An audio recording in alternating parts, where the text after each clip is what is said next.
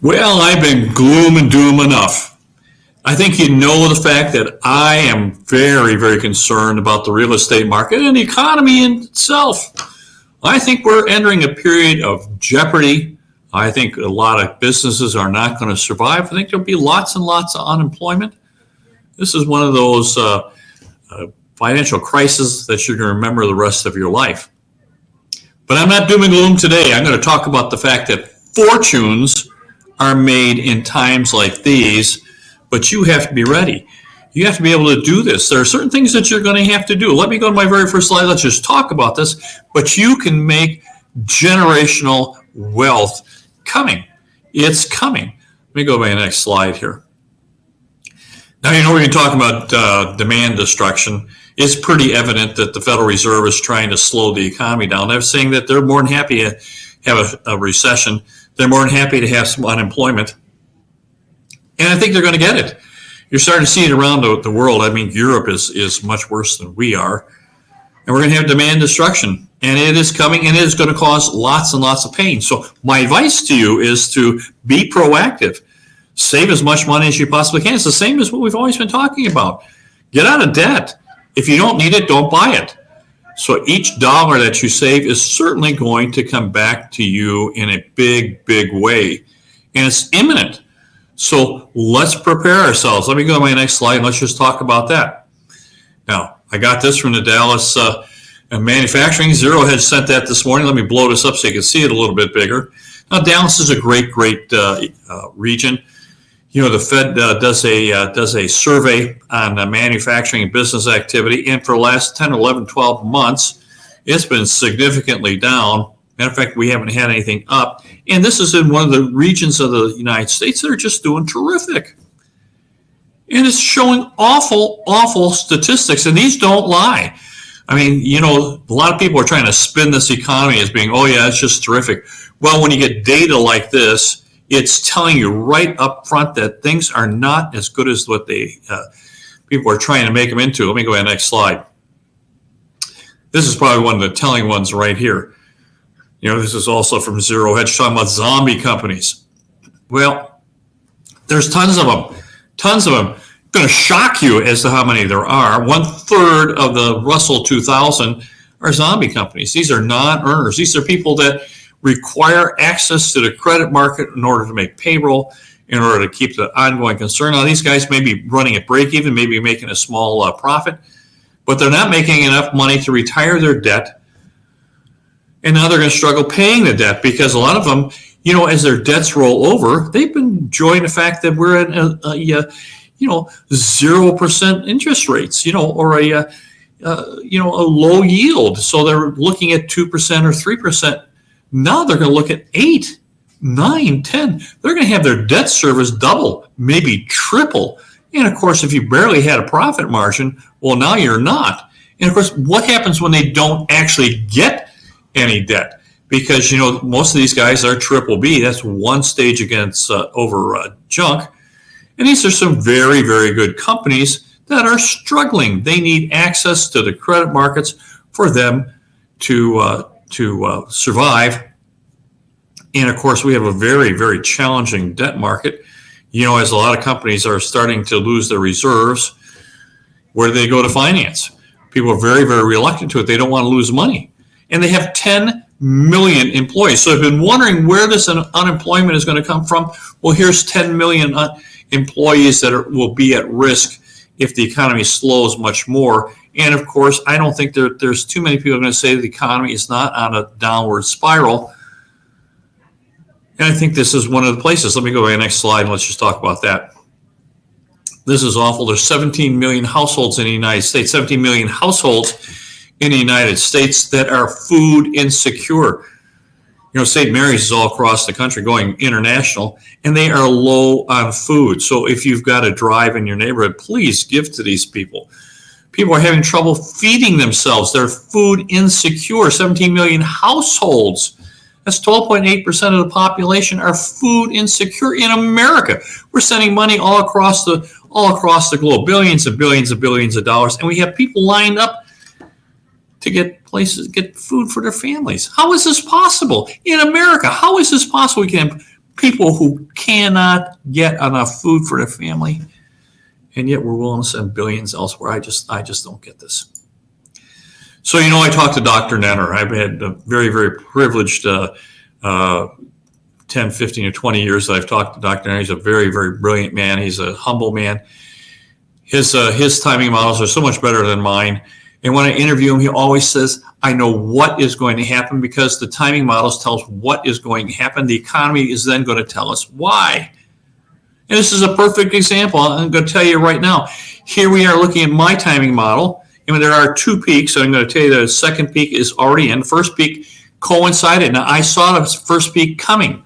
That was March of 2022. I knew that we were going to get the very first peak. And the first peak is at the end of the FOMO, end of all those multiple offers, end of overpaying, the end of, I have to have it where I'm buying one property, I want to buy 10 properties.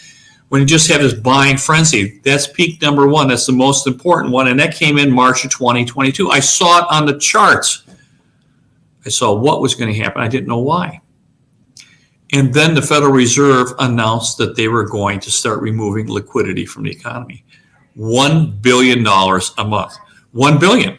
That's better than $1 trillion a year of liquidity coming out of the market. And of course, liquidity is the fuel that runs the economy. So if you don't have liquidity, you're just not going to have that robustness. And of course, that has happened. So you've seen since 2022 in the third and fourth quarter, things really started to get pretty drastic.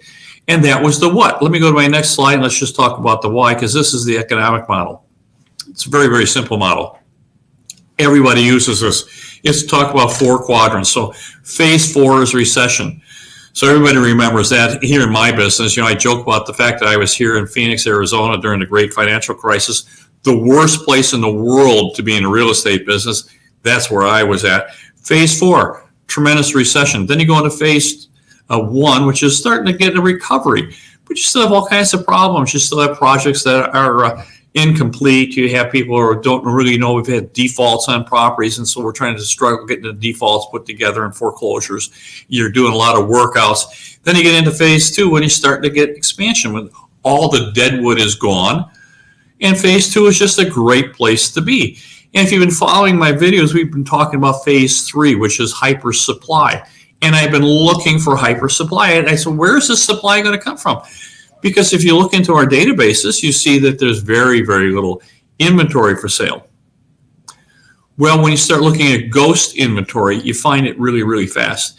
There's all kinds of inventory that's going to be coming to market. Some of it's already on market. So we have a historic amount of homes under construction. 1.7 million homes are under construction right now.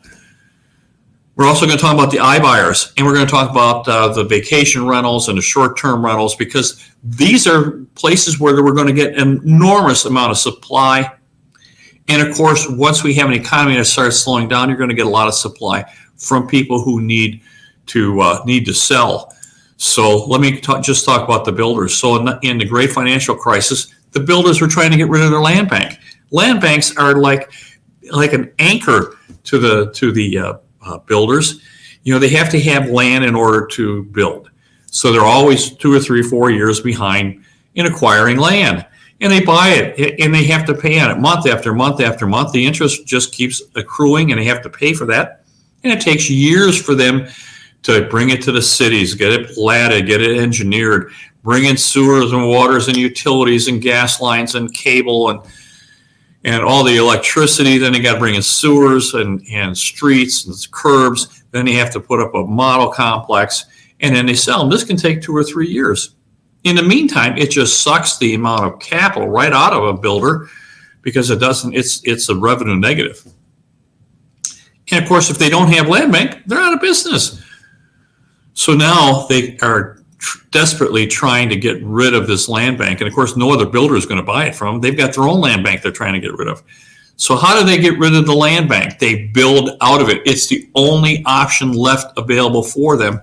And they did that during the great financial crisis. And you saw what happened to the builders. We lost tons and tons of builders because they got foreclosed on, because they built way more houses than there was demand for them. And they're doing that again.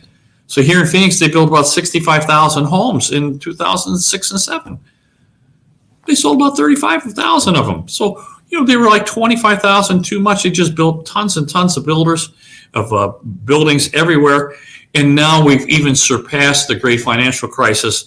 We're up to almost 1.7 million homes currently under construction. These are going to be completed, in the next 30, 60, 90 days. These homes are going to be up and ready for sale. And we don't have much of a demand for them. People are slowly stopping going into the builder's model. So let me go to my next slide and let's just talk about that. Take a look at this. So we have finished builder specs, that what we're talking about, that are accumulating. Now that blue bar, that's what's been sold. The beige bar is what's not been sold, and you can see the fact that there's probably 4 times more unsold that are built and completed and for sale than there are sold. Let me go to my next slide. This is even worse. So these are the ones that are under construction, and these are under construction. Now the blue represents under construction and sold to someone. So someone went into the model complex and said, "Hey, I'd like to buy these properties." That's that blue line.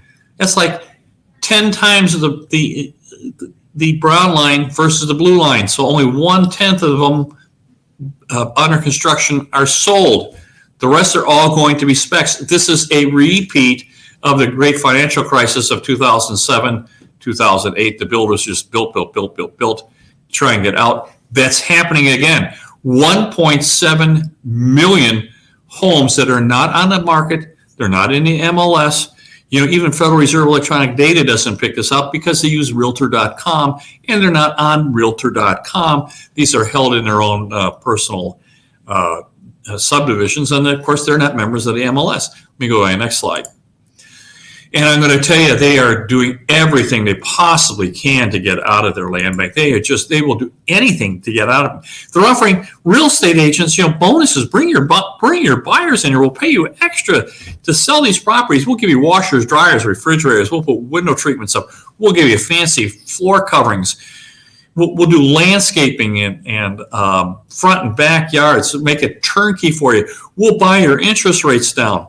So I'm getting numbers of somewhere like $50,000 that we're seeing from some builders to sell their product. Well, they can't be making much money on this. They just want to get out of the land bank. And of course, this becomes very compelling if you're a first-time home buyer. Why wouldn't you take advantage of this? It's a great buy. They're a little far out because that's where the vacant land is at. But this is a great opportunity for people to buy. And I'm going to tell you, this is going to give us one of those things that we are going to buy these things. We're going to buy them in bulk. We're going to make a lot of money on them. We're going to demand that we get a very good deal to help them out of their inventory. We are doing this to help them, but we want to get paid, and we want to discount living daylights out of these properties. So you can take advantage of this. You can go to a builder right now, make yourself a heck of a deal. They certainly want out of them. So I didn't talk about, let me go back. I didn't talk about what else we're seeing is we are seeing vacation rentals. These things are in big trouble. 2 years ago, they were a big deal. People were making lots of money, but there's lots of liquidity around. That's why we quit buying, because the liquidity started coming out. We saw that. It was also on our timing model. But when you start talking about these vacation rentals, there was the stimmy checks, there was the PPP, there was lots of money. People were doing great business. People were flush with cash they were spending. And of course, these vacation rentals were very, very good, and people were making money. But that was a flash in the pan, and it is over. And a lot of people really got crazy with this. If one was good, 10 got to be 10 times better. And that's okay if they're all free and clear, but most of them are not free and clear. They're leveraged. And of course, leverage probably aren't viable anymore. And we're already seeing a lot of these properties come to market. Well, people are in trouble with them. They're in great problems with them. They need to sell these things. They're kind of like the builders. And here's the other thing we want to talk about. During the FOMO, before March of 2022, the iBuyers were active. They were buying everything they possibly get their hands on. For 2 years, they bought everything, and they paid cash for it. and they beat everybody out of the bidding. First time home buyer go get an FHA, put 3% down, get an FHA, or you can sell to an iBuyer that's paying all cash, paying a premium, saying you don't have to repair your house, will close in 2 weeks. And they bought tons and tons, thousands and thousands and thousands of homes. Well, that's a viable business plan as long as your interest rates are fairly stable and they're low. And they have been. It's been going on since 2015. Rates were in the dumper. They were like 2%, 3%, 4%, and they were going to the bond market. The normal buyer didn't have an opportunity to go to the bond market. They were getting mortgages. The iBuyers were floating bonds on Wall Street. Well, those bonds are going to be coming up, rolling over soon. And when they roll over, they're no longer going to be viable, and the prices are drifting down. So if it's not appreciating and the income is no longer viable, well, then they're probably going to start selling them. And I'm going to tell you, the 4.5 cap, which is what we were talking about when you're getting a 2% mortgage, made a very, very spectacular purchase. And you can understand why they would do that. But times changed, and I don't think they changed quickly enough with them. And they've got a lot of properties that will not be viable if they have to refinance their portfolio. So we're talking about builders, we're talking about vacation homes, and we're talking about the Wall Street mega owners of property. Some of these guys own 30, 40, 50, 60,000 homes. Here in Phoenix, we've got thousands of them coming up. We have thousands of specs. We've got thousands of short-term vacation rentals, and we got thousands of iBuyers. To me, that adds up to an awful lot of properties that could come to the market. So let's just go to my next slide here. So I'm going to tell you, this is what we're looking at. Now, I'm going to tell you, problems are coming. We're going to have all three of those hyper supply coming. We're also going to have people who are going to be forced to sell. Because if we have problems in the economy, a lot of companies are going to close down, just like they did in 2007, 8, and 9. And people are going to struggle. And if you struggle, you're going to end up selling your house or having it repossessed or foreclosed on. You're going to sell it at no premium because you have to sell it. So we have four segments that are going to be bringing market. Those that are forced, those that are in vacation rentals, those that are iBuyers, and the builders. There's going to be thousands and thousands of properties coming. Now, I'm going to tell you, if you look at my timing model, this we got from Charles Hugh Smith. He did great work with it. When I first saw this, and if you did my interview, this looks just like my timing model. So on this, you can see the first and second peak. The second peak did come in. So I'm going to tell you, we're going to start rolling over into the waterfall phase. So peak number 2 came in June of 2023, just exactly where we thought it was going to be. So the timing model is absolutely positively still in operation. Now, these models work until they don't work, but it looks like the timing model is doing very, very well. Now, look where that green arrow is. That is a buying opportunity. Now, that's not the lowest point, but that's where all the trophy properties are at. That's where people were forced to sell, and they had to sell their really good stuff. And we want to buy that. We want to buy that. We want to make a fortune. You're going to this is one of 3 times in your life that you're going to be able to do this. So if you're a small time investor, come talk to us. We're gonna you can come underneath our portfolio. We'll give you our guidance. And if you're a big investor, we're looking to pool about $30 to $50 million and buy some properties. Now, we're going to buy them in your name, so it's not like you're going to get a piece of it. You're going to get the whole thing. I don't want your money. Don't talk about sending me. I'm going to send you $5 million. Please don't do that. This is your money. I just need a commitment from you saying that yes, this is something we would be interested in. When the time is right, our timing model will identify the buying opportunity, and then we're going to go out and start making deals. So there's going to be so much available to buy, just unbelievable amount of stuff to buy. It's going to be a great time to be doing it. It's going to be a little scary because the economy is just going to be terrible. The economy is going to be terrible. That's why I'm telling you, save your money, get out of debt. If you don't need it, don't buy it. Preserve your income streams, preserve your job, and then talk to us. And we're all going to make a lot of money. We are literally going to get rich. So this is where you can reach me. I'm available here. This is West USA is a $1 billion firm. They keep us in compliance. They do all our back office work. You're welcome to reach me at the main switchboard. We can set an appointment to go over what's going on with you and do some consultations. So my very, very best to you guys. Best to you. Bye-bye now.